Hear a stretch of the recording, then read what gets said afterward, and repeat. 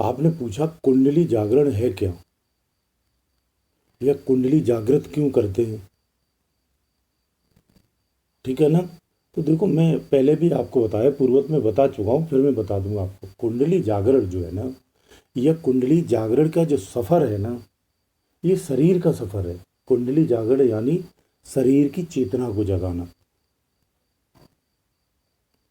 ये शरीर के अंदर की यात्रा है, जो मूलाधार से उठ करके सहस्रार चक्र तक आती है। अगर कुंडली जागरण को आप करते हैं तो सहस्रार चक्र तक आते आते किसी किसी का तो पूरा जीवन निकल जाता है। मैं उस दिन आप बोल रहे हैं ना, वो जो जिक्र कर रहा था, मैं वो शब्द का जिक्र कर रहा था। शब्द क्या होता है, शब्द की यात्रा अलग है। जो शब्द के उपासक हैं वो कुंडली जागरण नहीं करते। यानी ये भी कहूँ, वो रास्ता एक शॉर्ट रास्ता है, छोटा रास्ता है, जहाँ से कम समय में हम निकल जा सकते हैं। यानी कहना चाहिए, मुख्य जो हमारा मुक्त का मार्ग है, जो शब्द के उपासक है वो मुक्त मार्ग पे जाते हैं, यानी परमात्मा की प्राप्ति के लिए, जन्म और मरण से मुक्ति के लिए।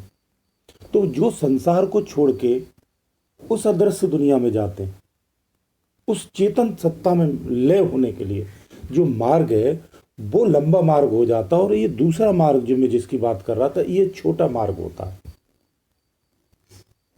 शब्द की उपासना में आज्ञा चक्र को जागृत करके सहस्रार चक्र को होते हुए बाहर निकल जाता है। लेकिन कुंडली जागरण मूलाधार से उठ के आता है, तो कुंडली जागरण का एक लंबा मार्ग है, जो शब्द की उपासना करना चाहते हैं उनके लिए। कुंडली जागरण करने से आपको क्या क्या जानकारी होगी। कुंडली जागरण से आप पदार्थ के बारे में जानेंगे, शरीर के एक एक नस और नाड़ी के बारे में सदृश जानेंगे। प्राण क्या है, प्राण का स्थान कहाँ है, प्राण कार्य कैसे करता शरीर में,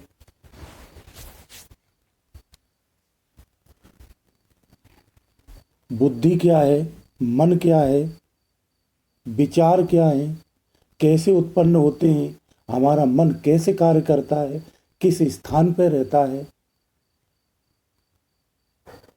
कितने प्रकार की बुद्धि होती है, मन कितने प्रकार का होता है, कैसी गति होती है उसकी, किस प्रकार से कार्य करता है, विचार किस तरह से उत्पन्न होते हैं। ये जो सारे विषय हैं, जो शब्द उपासक होता है वो भिन्न होता है। तो ये जो सारे विषय है ना, ये अंतःकरण के जो विषय मैंने, मन बुद्धि चित्त अहंकार, विकारों का ज्ञान, अंतःकरण का संपूर्ण ज्ञान, तीनों गुणों का ज्ञान, ये आपके कुंडली जागरण में आ जाता है। विषयों का ज्ञान,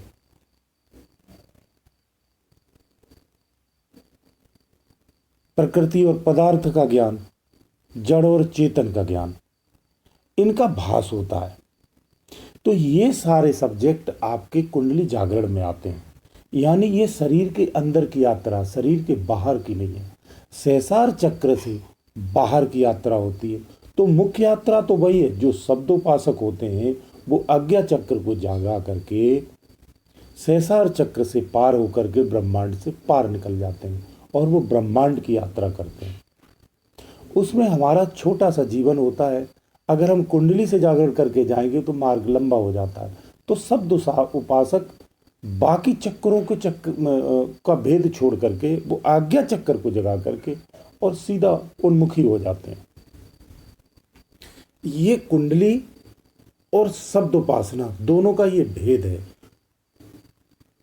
जिसे मैंने सूक्ष्म में बताने की कोशिश की है। तो आप कंफ्यूज मत होइए, कुंडली जागरण अलग है और शब्द उपासना अलग है। मैं जिस शब्द की बात कर रहा हूं, एक कुंडली में भी आके शब्द मिलता है, वो शब्द नहीं, इसके परे भी एक शब्द है जो सहस्रार चक्र से प्राप्त होता हमें। भंवर गुफा से घुस के बंकनाल से निकलते हुए जाते हैं, उस शब्द की बात कर रहा हूं जो बाहर के लोगों का यात्रा कराता है।